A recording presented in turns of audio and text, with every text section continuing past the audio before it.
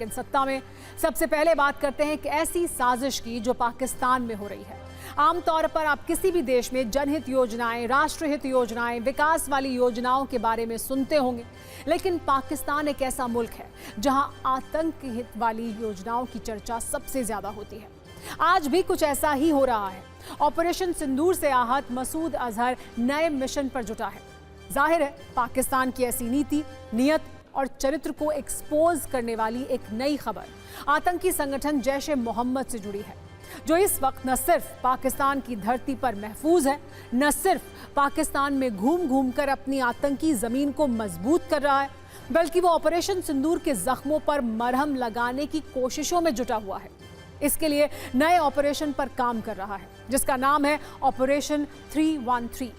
आज सत्ता में जैश के ऑपरेशन 313 को डिकोड करेंगे। आपको बताएंगे आखिर मसूद अजहर कैसे मस्जिदों और आतंकी कैंप के निर्माण के लिए फंड जुटा रहा है, रसीद के जरिए पैसे जमा कर रहा है। सत्ता के सभी न्यूज मित्रों को आज हम मसूद अजहर की चंदे वाली साजिश के सबूत दिखाएंगे, जिसमें टेरर फंडिंग वाली रसीद है। ये रसीद दुनिया भर में ट्रेंड हो रही है। इस रसीद की एक डिटेल आपके हम सामने रखेंगे। साथ में मसूद अजहर के डिजिटल जिहाद की कहानी भी आपको बताएंगे, जिससे आप ये समझ पाएंगे कि मसूद अजहर कितना बेचैन है, कितना घबराया हुआ है और कैसे मसूद अजहर की सभी हरकतों पर पाकिस्तान की पूरी सत्ता खामोश है। पहले मसूद अजहर वाली उस रसीद की चर्चा करते हैं जिसमें टेरर फंडिंग वाली पूरी डिटेल है। ये रसीद आतंकी मसूद अजहर के ऑपरेशन 313 को विस्तृत रूप से बयां कर रही है। तो देखिए ये वो रसीद है और इस रसीद में लिखा क्या है हम आपको बता रहे हैं, क्योंकि ये उर्दू में लिखा गया है। तो जैश की टेरर फंडिंग वाली रसीद पर तारीख डली हुई है 17 अगस्त 2025। सत्ता के न्यूज मित्रों को पहले भी हमने बताया था कि जैश मस्जिद निर्माण के लिए चंदा देने की मांग कर रहा था। इस अपील के बाद अब रसीद के जरिए पैसे दिए जा रहे हैं। आप देख सकते हैं कि किसी ने 21,000 पाकिस्तानी रुपए दिए हैं, तो किसी ने 2,500 पाकिस्तानी रुपए भी दिए हैं। यानी उनकी जो रसीद है जिसे हम यहाँ पर आपको दिखा रहे हैं वो 2,500 की तरह है। इसी तरह पाकिस्तान के अलग अलग शहरों में रसीद से पैसे जुटाओ कार्यक्रम चल रहा है। जैश की इस साजिश को और विस्तार से समझिए, कैसे लोगों से पैसे मांगे जा रहे हैं। जिस तरह पाकिस्तान पूरी दुनिया में घूम घूम कर कर्ज मांगता है, कर्ज के पैसे से अपना पेट भरता है, उसी तरह पाकिस्तान में मौजूद आतंकी मस्जिदों और आतंकी कैंप को बनाने के लिए पैसे मांगे जा रहे हैं, रसीद के जरिए पैसे ले रहे हैं। आप ये भी देखिए कि कैसे धर्म के नाम पर उन्हें गुमराह किया जा रहा है, इस्लाम के नाम पर उन्हें भ्रमित किया जा रहा है। इस रसीद में लिखा है कि जो अल्लाह की मस्जिदों का निर्माण करता है, अल्लाह उसके लिए जन्नत में घर बनाता है। मस्जिदों का निर्माण करने के बहाने पैसे मांगे जा रहे हैं। जो संस्था पैसे ले रही है उसका नाम है जमात-उद-दावा। यहाँ पर नोट करने वाली बात यह है कि यह संगठन आतंकी लश्कर-ए-तैयबा से जुड़ा हुआ है। आपने इसका नाम पहले भी आतंकी गतिविधियों को लेकर जरूर सुना होगा। ये जैश ए मोहम्मद के हेडक्वार्टर की तस्वीर है, जिसे ऑपरेशन सिंदूर में मिट्टी में मिला दिया गया था। इस तस्वीर से आप ये अंदाजा लगा सकते हैं कि आज की तारीख में जैश ए मोहम्मद की स्थिति क्या हो चुकी है। मसूद अजहर का पूरा परिवार खत्म हो चुका है। यही वजह है कि जैश ए मोहम्मद धर्म के नाम पर चंदा मांग रहा है। आप समझिए रसीद वाले पैसे से मसूद अजहर क्या करना चाहता है। इन रसीदों से ये पता चलता है कि जैश संगठन 4,000 मिलियन पाकिस्तानी रुपए इकट्ठा करने की योजना बना रहा है, ताकि वो अपने मदरसे और कैंप एक बार फिर से बना सके और आतंकियों को ट्रेनिंग दी जा सके। इस ऑपरेशन के तहत हर जैश समर्थक को 21,000 पाकिस्तानी रुपए देना अनिवार्य है।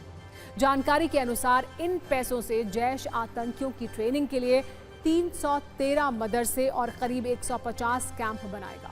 ये मदरसे पाकिस्तान में बॉर्डर के इलाकों में बनाए जाएंगे। इस वर्ष के अंत तक पीओके में 30 से ज्यादा हाईटेक मदरसे और कैंप बनाने का टारगेट फिक्स किया गया है। चिंता की बात यह है कि पाकिस्तान से ही नहीं बल्कि विदेशों से भी इसके लिए फंड आ रहा है। सऊदी अरब, मलेशिया, यूएई और बांग्लादेश समेत कई देशों से करोड़ों की फंडिंग हो चुकी है। फंड को बढ़ाने के लिए डिजिटल अकाउंट्स का भी इस्तेमाल किया जा रहा है।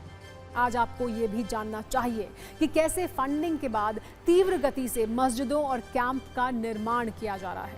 कई वीडियो सोशल मीडिया पर वायरल हो रहे हैं, जिसको लेकर यह दावा किया जा रहा है कि जैश नए आतंकी कैंप के निर्माण में तेजी से जुटा है। ये पाकिस्तान के पंजाब प्रांत का वीडियो है।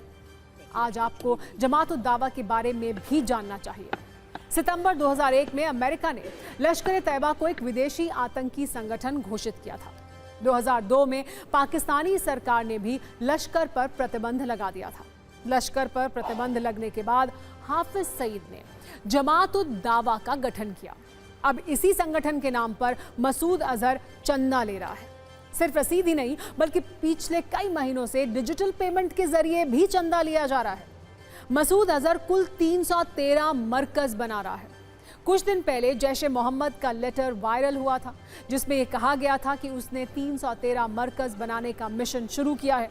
152 मरकज बनाने का मिशन पूरा हो चुका है। एक मरकज बनाने की लागत 1 करोड़ रुपए है। अपील भी की गई थी, मरकज बनाने में मदद करें, जन्नत में अपना घर बनाएं।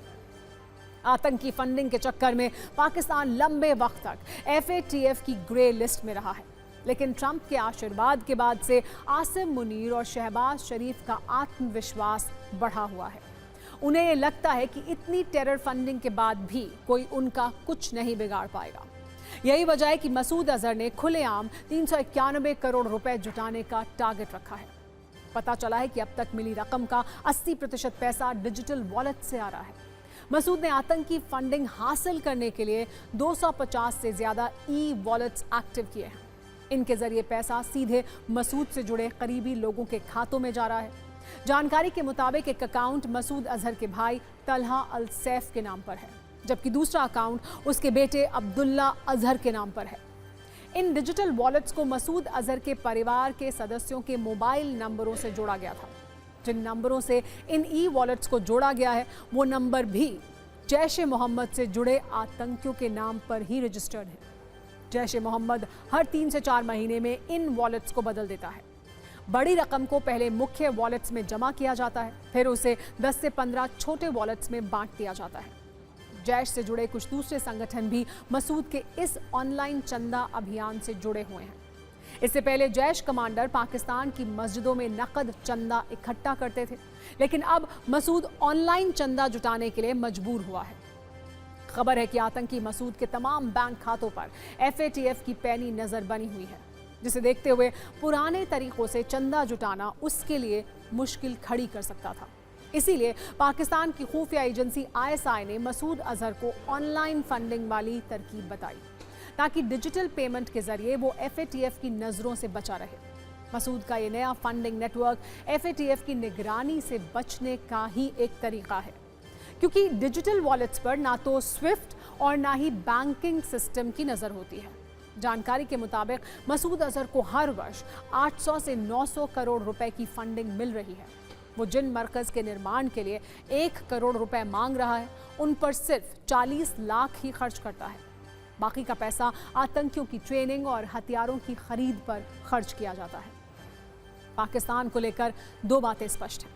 पहली ये कि वहां आतंकी कुछ भी करने को आज़ाद हैं, उन पर कोई बंदिशें नहीं हैं। दूसरी बात यह कि ऑपरेशन सिंदूर में भारत के एक्शन के बाद से सभी आतंकी परेशान हैं, बेचैन हैं। उनकी पीड़ा धमकियों में दिख रही है। अगली खबर लश्कर-ए-तैयबा के आतंकी सैफुल्लाह कसूरी की नई धमकी से जुड़ी हुई है, जिसने बहावलपुर में भीड़ को संबोधित करते हुए जहर उगला है। आप सैफुल्लाह कसूरी के बयान से उसके दर्द को समझिए।